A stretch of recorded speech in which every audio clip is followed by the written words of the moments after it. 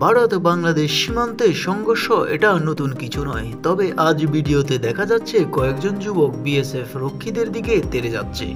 তারা বলছেন গুলি কিউ মারা। ভারত বাংলাদেশ সীমান্তে এই সংঘর্ষের ছবি ভাইরাল।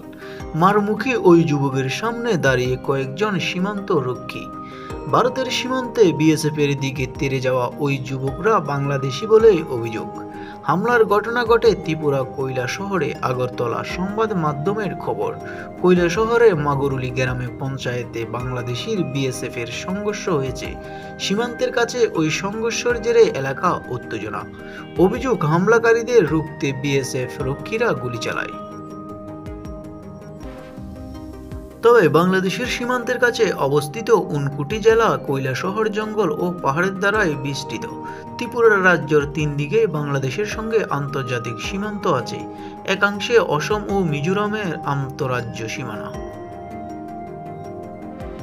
তবে ত্রিপুরার সঙ্গে বাংলাদেশের আন্তর্জাতিক সীমারেখা বহু এলাকা অরক্ষিত। ঘন বনাঞ্চল ও পার্বত্য এলাকা থাকায় সীমান্ত পার করে চোরাচালান চলে।